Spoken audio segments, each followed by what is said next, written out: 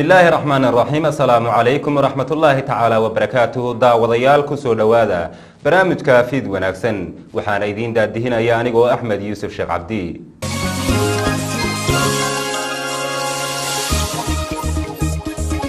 qodobada aan idinku haynana waxa kamida madaxweynaha jamhuuriyadda federaalka Soomaaliya Maxamed Cabdullaahi Farmaajo oo wareegto uu soo saaray xilka kaga qaaday gudoomiyihii hore ee gobolka Banaadir kuna magacaabay gudoomiye cusub. wasaaradda warfaafinta ayaa waxay ku qabatay sanad guuradeedii 44aad magaalada Muqdisho.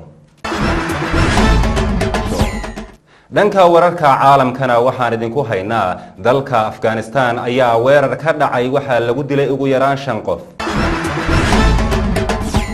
qodobadaas iyo kuwa kale oo xiiso leh ayaad ku daawan doontaan haddana u diyaar garooba iyagoo faahfaahsan. madaxweynaha jamhuuriyadda federaalka ee Soomaaliya Maxamed Cabdullaahi Farmaajo wareegto uu soo saaray ayuu xilka uga qaaday gudoomiyihii hore ee gobolka Banaadir Taabid Cabdi wuxuu xilkaasi u magacaabay wasiirka warfaafinta injineer Yariisow. faahfaahinta warkaas waxa inoo haya wariye Raxma Yuusuf oo inooga soo dirtay magaalada Walaweyn. wareegto ka soo baxday xafiiska madaxweynaha jamhuuriyadda federaalka Soomaaliya markuu arkay soo jeedin wasaaradda arrimaha gudaha federaalka iyo dib u heshiisiinta markuu arkay wadatashi la sameeyay isla markaasina dhageystay talooyinka ra'iisul wasaaraha xukuumadda federaalka Soomaaliya madaxweynaha wuxuu shakhsiyaadkan u magacaabay xilalka kala ah mudane Cabdiraxmaan Cumar Cismaan Yariisow waxa loo magacaabay gudoomiyaha gobolka Banaadir ahna duqa Muqdisho Maxamed Cabdullaahi Maxamed waxa loo magacaabay gudoomiye ku-xigeenka goowaad ee arrimaha siyaasadda ee gobolka Banaadir Xuseen Maxamed Nuur waxa loo magacaabay gudoomiye ku-xigeenka labaad ee maamulka iyo maaliyadda gobolka Banaadir Marwo Basma Cumar Ahmed waxa loo magacaabay gudoomiye ku-xigeenka arrimaha bulshada iyo wacyigelinta Axmed Sheekh Cali Fiidow waxa loo magacaabay gudoomiye ku-xigeenka howlaha guud xoghayaha guud waxa loo magacaabay Cumar Cabdirasaaq Xuseen Raxiim Yuusuf Maxamed rasmi ruuxi barnaamijka fiid wanaagsan degmada Walaweyn gobolka Shabeellaha Hoose. mahadsanid Raxma. daawadayaal halka aad weli naga daawanaysaan waa barnaamijka fiid wanaagsan. aan ku bilaabay wasaaradda dastuurka ayaa kulan wada tashi la yeelatay ururka ardayda Soomaaliyeed. faahfaahinta warkaas waxa inoo haya wariye Maxamed Faarax Caad. wasaaradda arrimaha dastuurka ee xukuumadda federaalka Soomaaliya ayaa maanta kulan wada tashi la yeelatay ururka ardayda qaranka Soomaaliyeed. kulanka intuu socday ayaa looga hadlayay doorka ardayda ee geed u socodka dib u eegista dastuurka dalka Soomaaliya. agaasimaha guud ee wasaaradda mudane Maxamed Abuukar Zubeer ayaa kulanka ku soo dhaweeyay ka qaybgalayaasha ka kala socday ku dhawaad 50 jaamacadood ee dalka ka jiro waxaana uu agaasimaha guud sharaxay sida ay wasaaradda u doonayso in ardayda ay kaalin weyn ka qaataan arrimaha dib u eegista dastuurka dalka. sidoo kale wasiirka ku-xigeenka wasaaradda mudane Xuseen Cabdi Cilmi ayaa ardayda u sheegay in wasaaraddu ay talooyinka dhalinyarada tixgelin doonto. waxbarashada waa waxa ugu wanaagsan ee dalka lagu horumarin karo waana laga maarmaan in dadka ardayda ah ee go'aansaday inay wax bartaan laga qaybgeliyo geedi socodka dib u eegista dastuurka. wasaaradda waxa ay aad u tixgelin doontaa talooyinka ay soo jeediyaan ayuu yiri mudane Xuseen Cilmi. ugu dambeyntii ardayda kulanka ka soo qayb gashay ayaa soo jeedisay talooyin badan oo ay ka mid ahayd in dastuurka lagu barto jaamacadaha iyo goobaha kale ee waxbarashada. Maxamed Faarax Caag barnaamijka fiid wanaagsan magaalada Doobley gobolka Jubbada Hoose Soomaaliya. sanad guurada 44aad ee warfaafinta Soomaaliya ayaa magaalada Muqdisho lagu qabtay kulankaas oo ay ka qayb galeen ra'iisul wasaare ku-xigeenka xukuumadda federaalka ee Soomaaliya Mahdi Maxamed. faahfaahinta warkaas waxa inoo haya Miski Maxamed Caate. xuska munaasabada sanad guurada 44aad ee maalinta warfaafinta Soomaaliyeed oo ay ka qayb galeen ra'iisul wasaare ku-xigeenka dalka gudoomiyaha cusub ee gobolka Banaadir ahna duqa magaalada Muqdisho wasiir ku-xigeenka warfaafinta madaxa nusaj ururada saxaafadda iyo suxufiyiinta Soomaaliyeed ayaa maanta lagu qabtay magaalada Muqdisho. agaasimaha guud ee wasaaradda warfaafinta Cabdiraxmaan Yuusuf iyo xogayaha ururka suxufiyiinta qaranka Maxamed Ibraahim Macalimu ayaa mid oo kala hadlay in laga taliyo sidii warfaafinta dhinaca saxan loogu shaqeyn lahaa iyo marxaladaha ay ku shaqeeyaan suxufiyiinta Soomaaliyeed. Wasiirka warfaafinta dowlad goboleedka Koonfur Galbeed ayaa sheegay in ay wada shaqeyn xoog leh kala dhaxayso wasaaradaha dowlad goboleedyada iyo wasaaradda warfaafinta Soomaaliyeed. Wasiirka xogeenka wasaaradda warfaafinta Cabdiraxmaan Liidaan Yunis ayaa sheegay in wasaaradda ay ka go'an tahay sidii loo horumarin lahaa xirfadda suxufiyiinta Soomaaliyeed. Dhinaca kale, heshiis saddex geesood oo u dhaxeeyay wasaaradda warfaafinta, jaamacadda ummadda iyo ururka Nusaj ayaa lagu kala saxiixday munaasabadda kaasi oo ku aadanaa sare u qaadida tayada suxufiyiinta Soomaaliyeed. sidoo kale gudoomiyaha magacaaban ee gobolka Banaadir ahna duqa magaalada Muqdisho Cabdiraxmaan Cumar Cismaan Yariisow ayaa bogaadiyay heshiiskan suxufiyiinta horumarkooda lagu kobcinayo. Miski Maxamed Caate, barnaamijka Fiid Wanaagsan, magaalada Nairobi. waa tahay daawadayaal weli halka aad naga daawanaysaan waa barnaamijka Fiid Wanaagsan oo qaybihiisii dhaxda aan ku sii siqayno. Wareegtadii lagu bedelay gudoomiyihii hore ee gobolka Banaadir iyo maamulkii ka tirsanaa gobolka Banaadir ee lagu bedelay ayaa waxaa ka soo dhex muuqday agaasimkii madaxtooyada iyo xoghayihii ra'iisul wasaaraha Soomaaliya. faahfaahinta warkaas waxa inoo haya wariye Fakado Maxamed Axmed. maxamed cabdullaahi maxamed oo loo yaqaano maxamed tuula oo ka mid ahaa maamuuska madaxweyne Farmaajo ayaa loo magacaabay gudoomiye ku-xigeenka gobolka Banaadir ee dhinaca amniga iyo siyaasadda. tuula ayaa ka mid ahaa dhalinyaradii ka qayb qaadatay ololihii doorashada madaxweyne Farmaajo isagoo ahaa dhalinyaradii baraha bulshada sida aadka ah uga taageerayay madaxweynaha. sidoo kale Cumar Cabdirisaaq Xuseen oo isna ahaa xoghayihii ra'iisul wasaare Khayre ayaa loo magacaabay xilka xogayaha guud ee gobolka Banaadir waxaana lagu bedelay Zubayda Mukhtaar oo xilkan haysay muddo ku dhow 10 bilood. Cumar Cabdirisaaq ayaa sidoo kale isna ka mid ahaa ololayaashii madaxweyne Farmaajo xilligii doorashada inkastoo markii la magacaabay uu wareegay dhanka ra'iisul wasaare Khayre.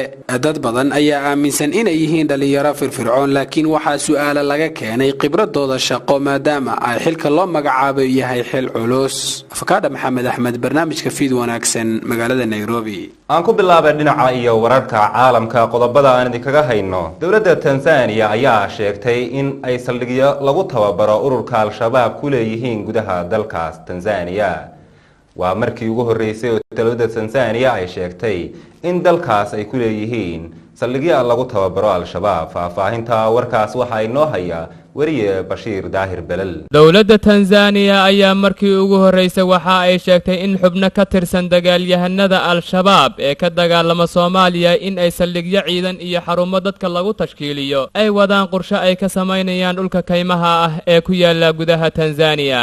xukuumadda Tansaaniya waxa ay xustay in tan iyo 2016 Al-Shabaab ay dhalinyaro ka qorayeen daafaha magaalada xarunta ah ee Dar es Salaam. dowladda ayaa sidoo kale tilmaamtay in Al-Shabaab ay dhalinyaro badan ku tababareen gudaha dalkaasi kuwaasoo ay doonayaan in ay weeraraan xarumaha dowladda. Simon Siro, taliyihii hore ee booliska magaalada Dar es Salaam, ayaa sheegay in dhowr jeer ay weeraraan saldhigyo Al-Shabaab ay ku leeyihiin deegaanada baadiyaha gaar ahaana dhulka waxaana uu sheegay in ay gaarsiiyeen khasaarooyin kala duwan. waxa uu xusay in booliska Dar es Salaam ay gacanta ku dhigeen wiil 9 jir ah oo ay ka qabteen xero ay ku weerareen Al-Shabaab. dowladda Tansaaniya ayaa dhowr jeer sheegtay in weeraro ka dhacay gudaha dalkaasi ay ku tuhmayso Al-Shabaab.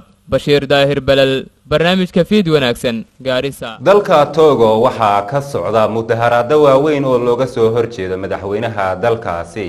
mudaharadadaas waxaa ka qayb qaatay haweenka dalkaas. faahfaahinta warkaas waxa inoo haya wariye Sadiiq Maxamed Kilaas. 10 kun oo ah haween intooda badan ku labisan dhar madow ayaa isugu soo baxay wadooyinka magaalooyinka Togo laga soo bilaabo magaalada caasimadda ee Lome ee ku taala koonfurta ilaa laga yimaado waqooyiga oo ah meesha uu ku xogan yahay madaxweynaha. waa dibadbaxii ugu dambeeyay mudaharaadyo muddo bilooyin ah soconayay oo dadka qaar ay tirada ka qaybgalayaasha ah ku sheegeen inay gaarayso 100 kun oo qof iyadoo dalku yahay dal yar oo dadkiisu ay yihiin 6.5 milyan oo qof.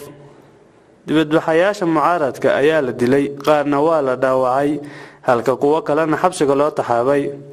guryaha dadka taageera dowladda ayaa la gubay ilaa dhulka lala simay. diiradda carada taagan ayaa waxa ay ku wajahan tahay madaxweyne Faure Nasingiba kaas oo xilka hayay tan iyo 2005 markaas oo uu xilka kala wareegay aabihiis Nasingibe ee Yadema kaasoo isna xilka kula wareegay Afgambi sanadii 1967 toddoba sano uun kadib markii dalkaasi uu xorriyadda ka qaatay waddanka Faransiiska. mucaaradka ayaa doonaya in muddo xileedka madaxweynaha lagu soo koobo 2 jeer oo kaliya iyo in madaxweynaha haatan xilka haya uusan mar kale u tartamin xilka marka la gaaro doorashada 2020 qaarna waxa ay doonayaan in haddaba uu xilka baneeyo. Sadiiq Maxamed Kilaas, barnaamijka Fiid Wanaagsan, Nairobi. waa tahay daawadayaal weli waxaan bartanka kaga jirnaa warkeena Fiid Wanaagsan. dalka Afghanistan waxaa ka dhacay weerar lagu dilay ugu yaraan 5 qof kadib markii ay weerareen dablay hubeysan hotel ku yaala magaalada Kaabul ee caasimadda dalkaasi.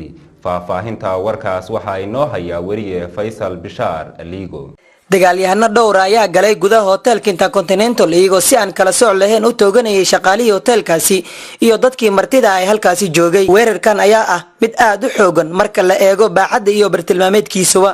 hotelka Intercontinental oo kamid ah hoteelada ugu caansan dalkaasi Afghanistan ayaa ku yaala goob taariikhi ah waxaana uu aad ugu dhex muuqda dhismooyinka kale ee uu ku yaala caasimadda. hotelkan ayaa ah mid aad loo ilaaliyo waxaana uu leeyahay baro control oo dhowr ah ilaa iyo haddana ma cadda sida ay raggani dableyda ugu suurta gashay in gudaha ay u galaan.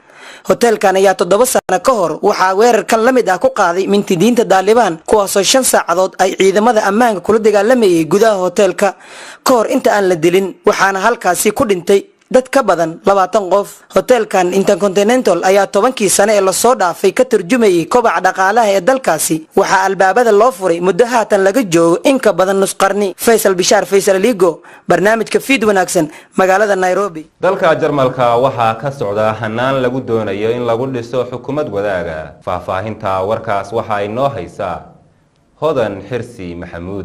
xisbiga Social Democrats ayaa maanta lagu wadaa in ay u codeeyaan in dawladda isbahaysiga ee 4 sano ee soo socota la galaan xisbiga Conservative-ka ee hogaamiya Angela Merkel oo iyagu horey u heshiis noocan oo kale ah uga dhaxeeyay. heshiiskan horudhaca ayaa labada dhinac gaareen toddobaadkii hore balse xisbiga Socialistaha ayaa walaac ka ah in xisbigooda la siiyay qoonda aad u yar haddii labada dhinacba ay ku guul daraystaan in ay ku heshiiyaan dawlad wadaag ah.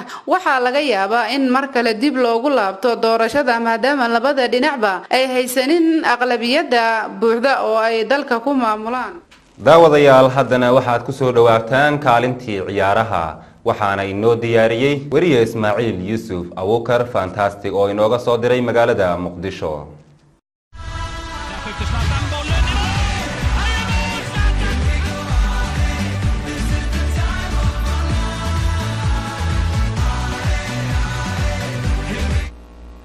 kulamadii shalay la ciyaaray dhageystayaal markaan haddii aan fiirinana Espanyol iyo Sevilla kulan ka tirsan La Liga ciyaareen 3 gool waxaa ku najaxday kooxda Sevilla.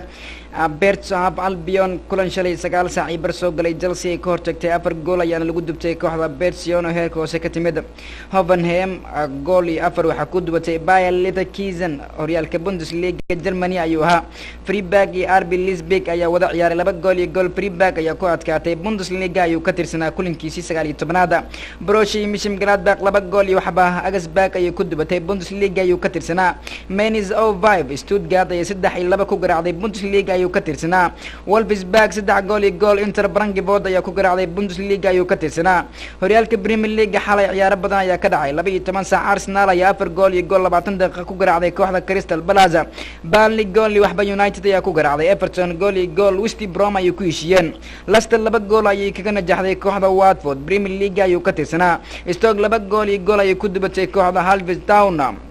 West Ham iyo Bournemouth waxay galeen gool iyo gool. waa tahay daawadayaal qodobkaas ayaa ugu dambeeyay guud ahaanba barnaamijka